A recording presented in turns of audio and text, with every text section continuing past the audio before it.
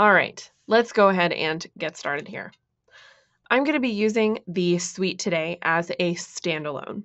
And that basically means that I open it up off of my computer like any other application. So I just went down to, I'm on a Mac, so I went down to my dock. I have Perfect Photo Suite 8 in there, and I popped it open. Most of the things that we're going to do inside Perfect Effects today, you can do no matter what program you start in. So if you like to start out in Aperture or Lightroom, if you're a Photoshop user or Photoshop Elements user, it doesn't matter. Perfect Effects works as a plugin for any of those different programs. Now, let's go ahead and I want to talk to you a little bit about understanding the concept of presets.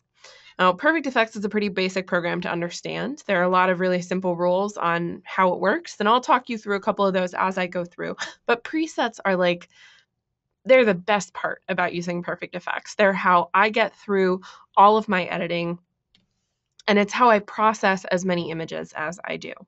So if you're using the Photo Suite as a standalone, there are a couple different things that you can do. When you have an image selected, I just clicked on my photo. You can double click on it to zoom in. Just click on whichever program you want to go into and it will transfer you there. I'll open up Perfect Effects just by clicking on it. And then I'm going to edit a copy of my original file so that I don't destroy the original image that I have in this folder. We'll go ahead and click OK. Now, inside Perfect Effects, a very, very quick overview.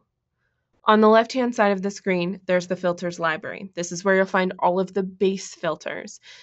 You can open any of these up and you'll be able to see the filter presets that go along with that filter category.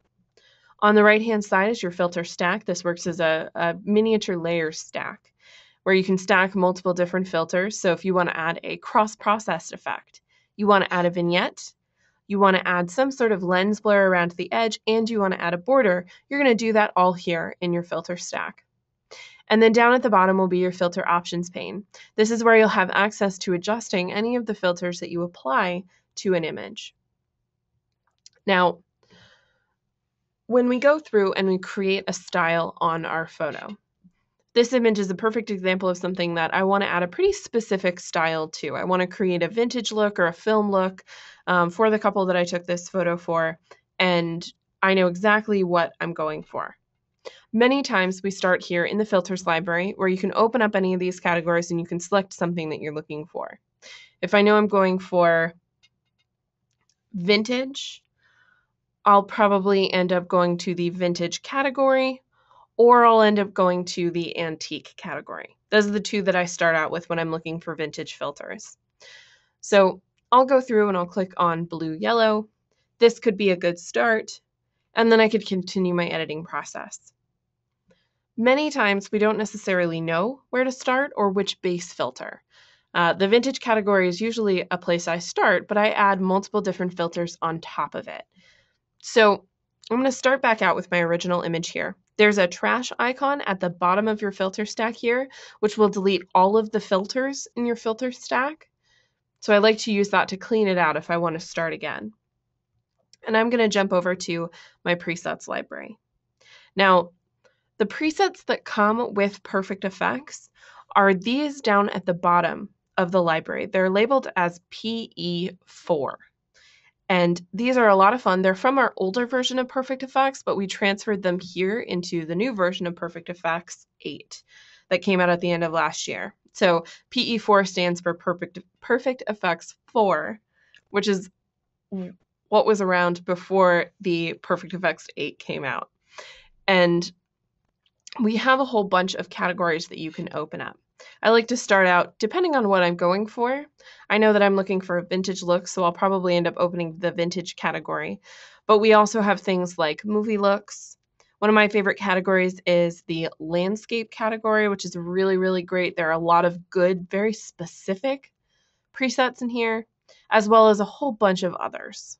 Now, the way that presets work is we're going to scroll through and we're just going to find one that we're interested in applying, and we'll click once to add it. On the right-hand side of the screen, it adds multiple different filters in your filter stack. So we have 2 different tone enhancer filters that have been added on this image. If for some reason I don't like a preset on my photo, instead of having to delete the entire filter stack, I can just go through and we can click on a new preset. So I'm going to select this one called Mayor, and it will replace everything in the filter stack with the brand new preset. Now, these presets, again, are really, really fun to play around with, but a lot of times they're not going to be exactly what we're looking for. So this preset here has a cool film look to it, but it has a light leak on it. And that's not necessarily what I'm going for. I like everything else about it except for the light leak. In the filter stack, you can turn any of these filters on and off by clicking the eye icon next to it. So I can turn this light leak on and off, and I can see whether I like it with or without it. What's great about this little technique is I can keep all of my top layers above it on, so I can see what my image still looks like with this vignette, just without the texturizer that has the light leak on it.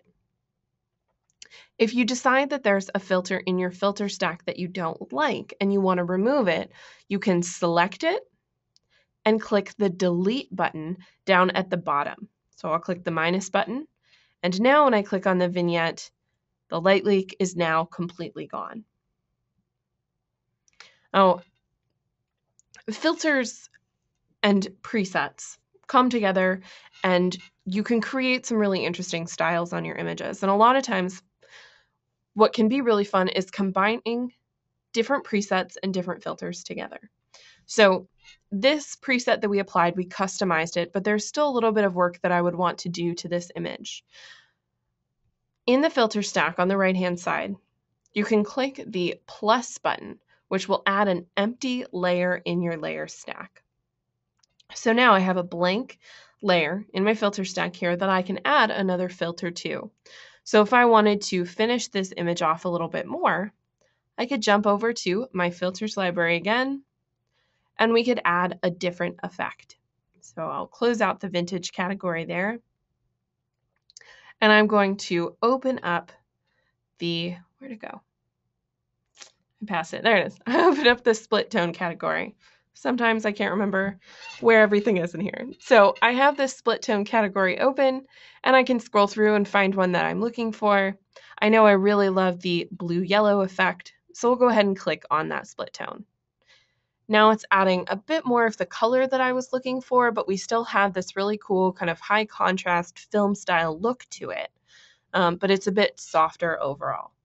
So now we've gone through and we've basically customized this old preset, one of the old PE4 presets, and we've created this new one ourselves. The other really fun thing that you can do is actually combine presets together.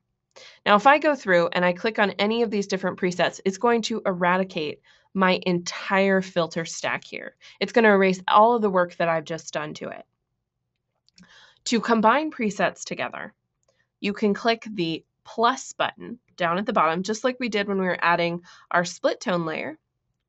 Now, instead of clicking on any of these different presets, you're actually going to control click or right click on a preset. And then instead of using the use preset option, which will erase everything from your filter stack, you want to select insert preset. Now what it's done is it's left all of these bottom layers alone. So you'll see there's my split tone that we added just a moment ago. And underneath is my vignette and my texturizer and all the other ones that came with that first Mayor preset that we added. There's my split tone. And then on top of it are the new filters that came along with this preset called Nero. So we've combined basically multiple different filters from different presets to create a customized look. Now, this may not necessarily be the look that you're going for, but you can see that you can combine different things together, and it's a lot of fun. And this is a good place to save your own preset. We're combining, we're removing filters, we're adding in new filters, we're adding in new presets. We're creating something that's unique that you're not going to find straight out of the box here inside of Perfect Effects. Now, saving your own presets is really easy. In the presets library, you'll see right up at the top, I have a whole section called Liz's presets. We've got vintage, sunshine, portrait, landscape presets, HDR presets, film presets. I've gone through and I've created a ton of different categories to save my presets in so that I can separate them down and I can remember which ones I want to use for which types of images. I recommend this very strongly because if you just have one category called, Sarah's presets, and then you just throw everything in there. Your landscape presets, the one that you used for that really cool photo that you took on the beach, the one that you used for your portraits from that portrait session, and the one that you used from that portrait session. You're going to end up with this garbled mess of presets, and they're going to be harder to sort through. So I recommend creating a couple of different categories like I have, and I'll show you how to do that. To save a preset of your own, jump up to the Preset drop-down menu and choose Save Preset. Now, we're saving this preset at the same time as we're going to create a new category. Now, the category drop-down menu, you're going to recognize all the categories on the left-hand side of the screen. And right up at the top is Add New Category. So we could call this Liz's PE4 presets. These will be the ones that I reconfigured from the PE4 presets that came with Perfect Effects, and I can place them all in this category here. So I'll go ahead and click OK. And what's great is you can create multiple different categories in one go. So if I wanted to create another one, I could create Add New Category from here and keep on going. Now we need to give this a name. I might call this Faded Split Tone Preset. We'll call it actually Film Preset because it is very filmy. It's got that kind of soft focus look to it. Now, if you want to be a little bit more straightforward with your preset name, I could remind myself that this is a combination of Mayor preset plus the Nero preset. Those were the two that I ended up using to create this. So I could save the preset name so that I'll remember what it is. Be pretty straightforward with your preset names. I've noticed that that really helps me figure out which ones are going to work best for which types of images. And then I can type in a creator and a description if I'd like to. Now, on the right-hand side in the filter stack, I'm going to go back down and I'm going to click that trash button one more time because I want to start again from scratch. We're going to go back to my original image.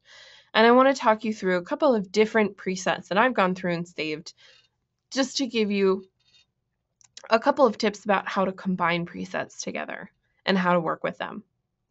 Now, as I mentioned, I separate them down into different categories. So we'll open up the portrait presets. Now, many of the ones that I create are named after the people in the photos or the style of preset that I'm creating. So you'll see that I have a 1970s film style portrait preset. And this is one that I use quite often. I love to use this preset. It's really, really fun. I also have ones that are named specifically for a person. I have this one called Becca Studio Preset. This is a preset that I created for a friend of mine. I was taking pictures of her in a studio. And now if I have any other pictures of her from that studio session that I was working with, I'll know exactly which preset to go to. So that's kind of what I mean when I say straightforward names. It will definitely help you in the long run. The other thing that's really important here is in the filter stack, any of these different filters can be rearranged and you can stack on quite a few. As you saw when I was working in the last preset that we had created, we'll go ahead and add that back on there really quick. So we had, let's see, 1, 2, 3, 4, 5, 6, 7, 8. We had 8 different filters. We had 3 tone enhancers, 2 color enhancers. We had a texturizer, a vignette, and a split tone. These can all be rearranged, and I can stack more filters on top of this if I want to. They're I know that there is a limit for the number of filters, but I honestly don't believe I've ever hit it before. And I am a very filter heavy person. I like to add a lot on an image. But one of my favorite things is the fact that I can click on one and I can rearrange where I want it to be in my filter stack. A vignette is a very good example of something that can be rearranged and can change the image. With this vignette on top of my photo, we're getting this very dark overlay that doesn't match very well with my underlying image itself. We've got all these soft tones, it's very faded, it's got a lot of pastels in here, and then the vignette is extremely harsh around the edges. So dragging it up to the top may not necessarily be the best idea. But if I drag it down, and we'll go ahead and click back on our top image, in our filter stack, now it's blending better into my photo. It's being touched by the tone enhancers and color enhancers above it, and now it's blending into the edges. So rearranging these are going to completely change how your images look. One of the most important ways to rearrange is by adjusting where a vignette is and where your textures are.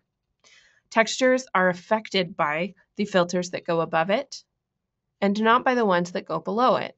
So the texturizer that we have on this image, it's just kind of a scratchy paper texture. You can see it very heavily on the face and on the hair. Because we have it underneath all of these different filters, it's not being affected down below, but everything else above it is changing how this texture is interacting with our image. By clicking and dragging it on top of everything, we're adding it on top of all of these different filters, and it will be the last thing that we add on. So those are two kind of good examples of how filters can work and how they can be rearranged here in the filter stack. And as I mentioned before, you can add on a lot of different filters here. There are 8, but I've added upwards of 15 before, so you don't ever have to feel like you're going to be stuck. It'll take a little bit more time to compress them when you exit Perfect Effects, but you can add quite a few. Now, let me go through. We're going to start back again from 0. The next thing that I want to talk to you about is working with the filter options pane. And one of the best ways to understand how that works is by playing around with split tones, because it's a very good visual representation of how to work with the filter options pane. Now, on the left-hand side in the split tone category, there are actually only 4 filter presets that come with split tones. And while many of them are good starts, they're never exactly what I'm looking for. So let's try out the blue-orange. This is a good place to start out. You'll see when it's applied to the image, it adds this nice soft orangey glow for the highlights. It adds a teal blue to the shadows. And that's pretty much it. It's not exceptionally strong. You're not getting a fade like you get with a lot of the vintage filters that you can apply here on the left. And so there are a lot of changes that I would like to make to this filter. And that's when the filter options pane comes in handy. Now, down in the middle, right here, we have 2 different sections, your highlights and your shadows. These are the different colors that are being applied to each section of your image, your highlights and your shadows. And the color swatch on the right-hand side indicates which color is affecting that part of your photo. So let's say that we don't necessarily like the highlight color. We'll go ahead and before I click inside the highlight color itself, I'm going to move the amount slider below quite far over to the right on both of these. And one of the reasons why I'm doing that is because I really want to make sure that the color I'm getting on top of my image is the one that I'm looking for. While the amount sliders may not be this high when I finish out with my split tone, this is going to help me visualize it a little bit better. So this is kind of one of those things where I'm playing around with how the filter options pane works, and I'm making it work more towards my advantage. So let's click inside this highlight color swatch, this orange. It'll open up the select color dialog box. And there are many different ways that you can select a color. One of my favorite is by using the HSB sliders, which stands for Hue, Saturation, and Brightness. So the hue of the color itself. So let's say we wanted to pick kind of a pinkish tone. The saturation of the color, so whether we want it to be really, really intensely saturated, or if we want to move it over to the left to create a softer, more pastel. And then the brightness. Brightness, you can darken out a color to create that kind of deep pink. It's very dusty. Or that we want it to be very bright because it's going to be added to the highlights. The brighter, the better. So playing around with the color that you're looking for is going to be a very important step. Now, once we have our highlight color, I'm going to go ahead and click OK. We need to change our shadow color. So I'll open up the shadows color swatch. And we need to adjust this here. Now, the shadow color is way too blue for me. I want it to be much greener. So I'm going to move this over to the left to create kind of a, I think they call that Kelly green. I'm not very aware of what different colors are actually called. But there's this nice soft green color, and I like it. So this is perfect. I'm going to darken it quite a bit because it's going to be the color for the shadows. So I want it to mimic the darker tone of the shadows, the way that the lighter pink was mimicking the brightness of the highlights.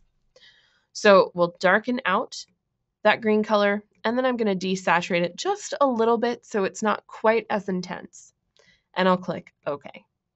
Now we have brand new colors in our split tone. The most important menu here in your filter options pane when you're working with the split tone filter is the mode drop-down menu. This is how these two colors, the pink and the green, are affecting your overall image. Now, right now, the mode is set to color, which means that you'll notice that the tones in the image itself are staying pretty much the same. The shadows are remaining dark, the highlights are still going to remain bright, and it's just replacing the original color with our new pink and green. Normal is not going to take the tone into account. It's going to just apply an overlay of these two colors. And you're going to get this pretty much duotone look where it's erasing all of the color information underneath it. And it's also eradicating a lot of the tones. We're getting this flat pink for the highlights, and we're getting a hazy green for the shadows. Now, there are multiple other options that you can choose here, and I suggest playing around with each one of them until you find the one that's going to work best for your image. Each photo is going to be a little bit different, and each one of these is going to work differently. So lighten would be a good option to play around with more of a faded look. Color is the one that I use almost all the time because I like the way that it maintains all of these different highlights and shadows. Now, once we have our mode set, the last thing that I like to play around with is balance. This is how heavy the color is on the highlights and how heavy the color is on the shadows. If we move the balance to the left, it's going to be darker and it's going to eradicate more of the pink. And if we move this over to the right, the pink is going to become more prominent and the green is going to slowly disappear. So this will also affect the overall tone of your image. It's going to make it a little bit lighter or darker, depending on which color you want to be more prominent. And then the last thing we're going to do is go back to our amount sliders and readjust our highlights and our shadows. Now I want my shadows to be very heavy with this kind of greenish teal color, and then I want my highlights to just have a very soft pink. We don't want to go all the way down to 0. We just want to add a little bit of a pinkish tone to it. Not much. And there we go. Now, this split tone is something that I went through and I created here in the filter options pane, and I really like it. It's something that I may want to use again.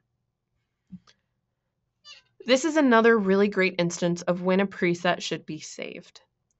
Even though we only created one filter in our filter stack, I spent quite a bit of time customizing this split tone to work best for my image. And instead of stacking multiple different filters on top of this, I want to save just this split tone as a preset so that I can add it into another workflow for another image that I may be playing around with. So I'll open up my preset drop-down menu and choose Save Preset. We'll call this Custom Pink Green Split Tone, and I'll place it in a category. Now, I'm going to pop this down into my vintage presets because that's usually where I place any of my split tones. So go ahead and pop it in there and click Create. Now, if I want to, I can keep on playing around in my filter stack and I can add different filters. I can add vignettes and textures and all that kind of fun stuff. But now I've saved this really great starting point that I spent a lot of time working on. Now, I'm going to go ahead and we are going to trash this one more time. And I'm actually going to close out of this photo here because I want to open up another image and we're going to talk about a couple of the other options that you have inside of Perfect Effects. So there's still a whole bunch of stuff we're going to talk about. Now, I'm going to pop over to Perfect Effects. We'll edit our copy. Now, one of the things that we haven't touched yet is what the blending options are. You may have noticed it here on the right-hand side in the filter stack. If you open up the blending options, there are a whole bunch of different ways that you can play around with how a filter blends into your image. The best way to illustrate that is by working with the texturizer. So, on the left-hand side in the filters library, there is the texturizer category, and you can scroll through, but there are a lot of textures, like a lot. And they're not really separated down except the fact that they're in alphabetical order. Now, if you're like me, that's not really my favorite way of looking for a texture. So on the right-hand side in the filter options pane, if you open up the filter drop-down menu, you can actually choose a base filter that you know you want to work with. So I know I want to work with the texturizer, I'll go ahead and select it. Now it will apply a default preset automatically, but what I like about doing this is I can jump straight to my category drop-down menu, and these are all of the different categories of presets that I can apply. Now the ones up at the top are going to be included in the Perfect Photo Suite when you get it. So there's fabric, metal, we've got photographic textures, there's walls. So you get these really cool grungy walls. Now down at the bottom, I have user textures. These are ones that are actually included in a couple of the loyalty rewards that we've sent out with our email campaigns.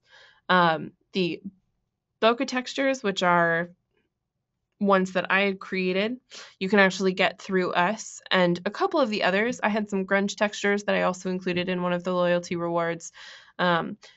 These are ones that I've included in the suite on my own. And I'll show you how to do that in just a moment, but I like to point it out here in this category drop-down menu because you can actually add in your own textures and that can be a lot of fun. Now, we are going to go up and select paper. This is my favorite category to work with. I like all the paper textures. And then we'll open up the texture drop-down menu. These will be all of the textures inside that set category. So we can choose recycled paper, we've got postcard paper.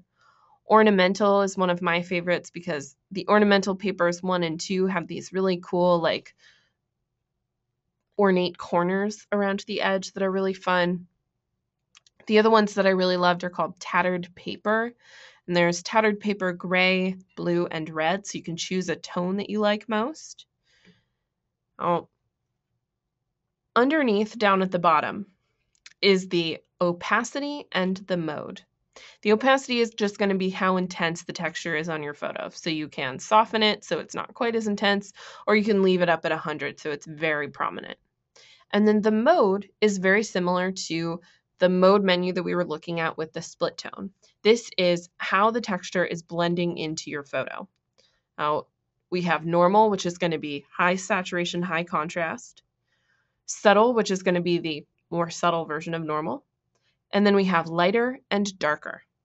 Now, what lighter is doing is it's taking all of the pixels from the texture that are lighter than your shadows in your underlying image, and it's applying those lighter texture pixels to the darker shadows in my photo.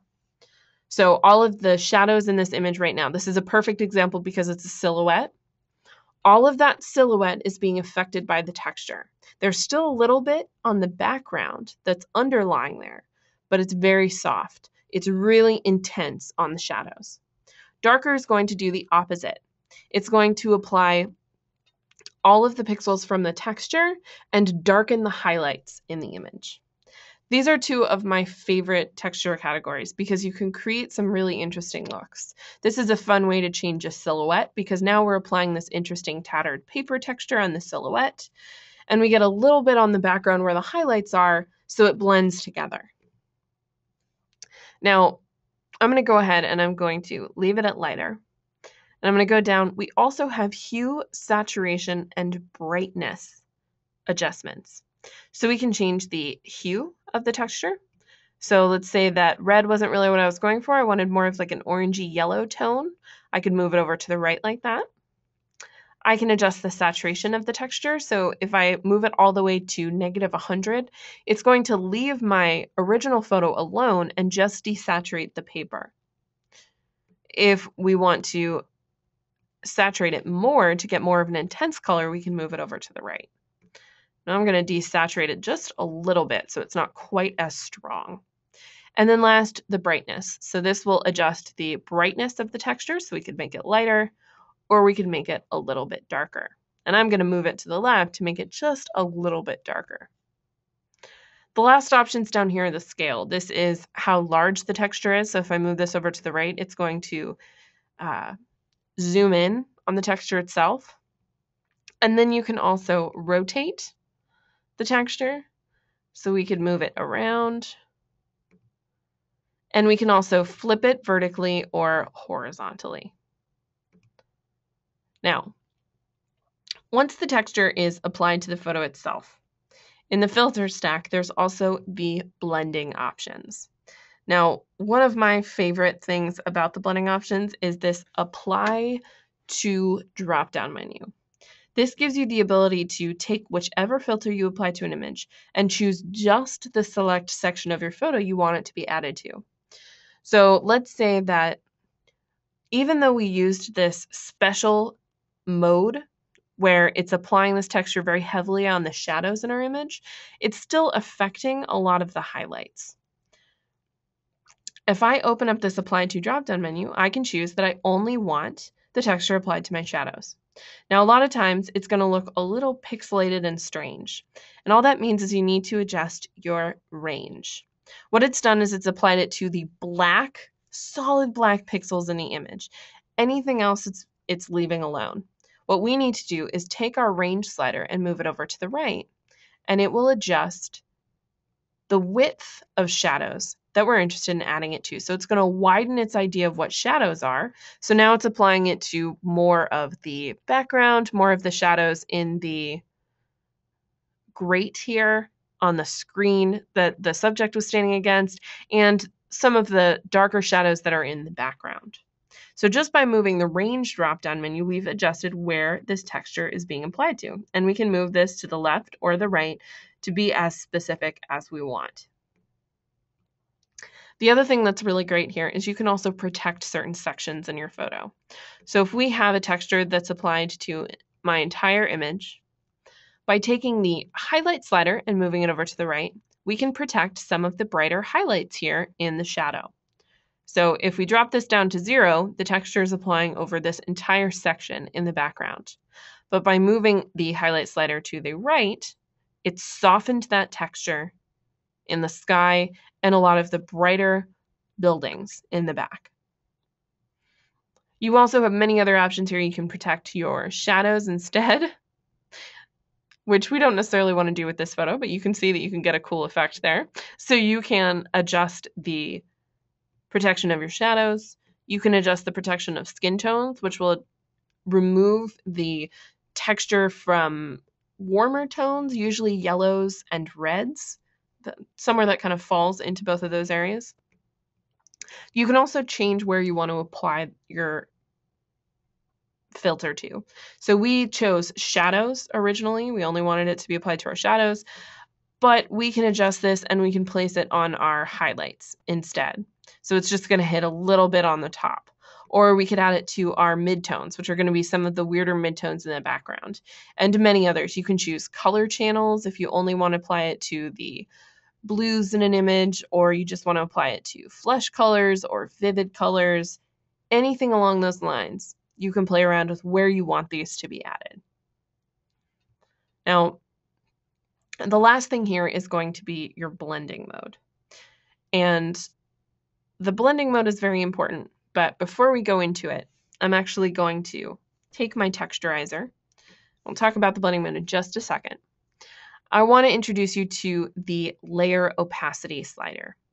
This will just adjust the opacity of an individual filter in your filter stack. So if I take this and move this over to the left, it's going to soften out this texture and blend it into my image a little bit more.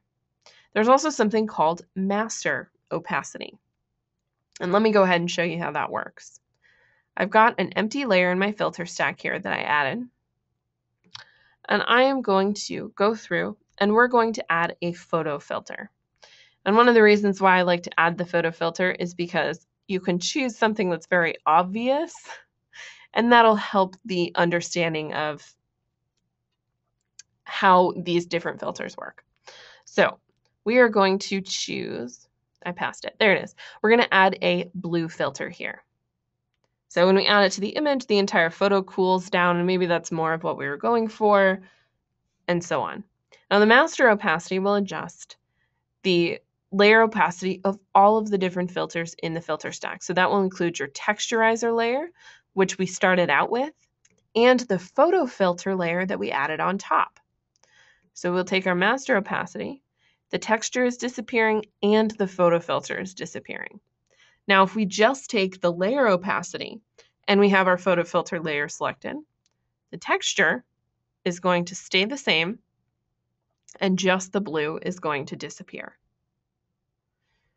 Now, one of the reasons why I chose the photo filter is I want to talk you through how blending modes work. And there are lots of different blending modes, so bear with me as I talk through a couple of them. We're not going to go into specifics on each one because there are so many, but the photo filter is a great example of how to work with blending modes.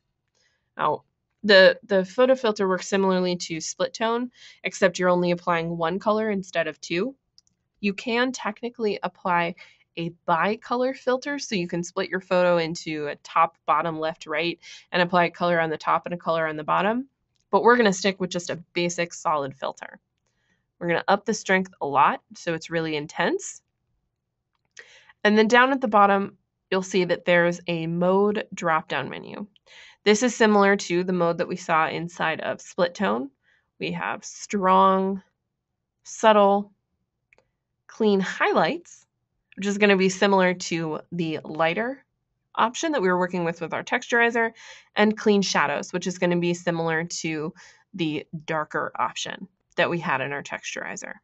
Now I'm going to leave it at strong for now, and I'm going to go up to my blending options and we'll open up the blending drop-down menu. Now there are many, many different options here. And scrolling your mouse through them is going to be the best way to figure out how to work with them on your photos. The top section is all about darkening your image. So there's darken and multiply, which are going to intensify that deep shadow in your image. There's also color burn, linear burn, and darker color, which are all going to be very similar because you'll see that we're getting this deeper, darker effect overall the entire image. Now the lighten section is going to do the opposite. It's going to brighten up your photo. So there's lighten, screen, which is really blowing out the highlights. And then we have a couple of others, including color dodge, linear dodge, and lighter color. Now the two that are used the most often, I would say, are overlay and soft light. These are going to create high intensity images with a lot of contrast and a lot of vibrancy in your colors. Soft light is the more subtle version of overlay. And then we've got many others that we can continue playing around with.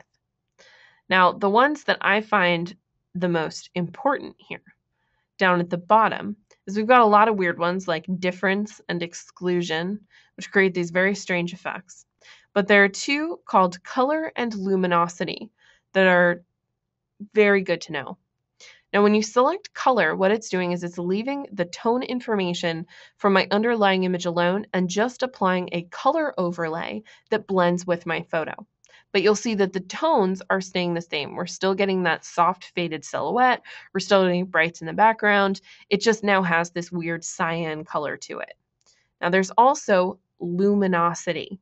This means it's not taking into effect the color of my current filter. It's only adjusting the tones. So even though this is a photo filter, because that color, that blue color we added is so much darker, it's darkening the image quite a bit. So there are many different ways that you can play around with blending modes, and figuring out which ones are going to work best for your images are very important. So I suggest opening this up and just playing around with it. Color is my favorite option to use on things like photo filters, split tones, anything that is a more color-based object that you're adding. You're going to want to play around with the blending mode and see if color is going to work best for your photo. Now, once I have that option added, I'm going to take my protect section down here. I'm going to protect some of the shadows in my image so that it doesn't get too intense on those darker tones. And then I'm going to lower my layer opacity down just a little bit. Just a tad so we can blue out some of these background areas.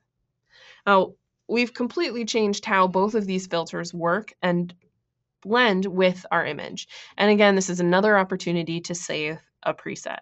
We want to save our texturizer and our photo filter and how they combined together to create this kind of very cool, very odd style. So we'll go up to the preset drop-down menu and choose Save Preset. I'll call this Faded Blue what is that, texture preset.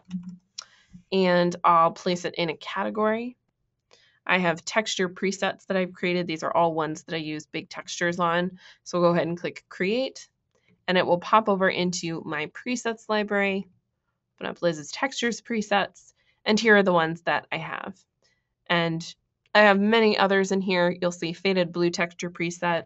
I also have one where I use kind of a brocade texture on a lot of the background, and many others. So I'll go ahead and add that back on there in my filter stack, and you can see there's my texturizer and my photo filter.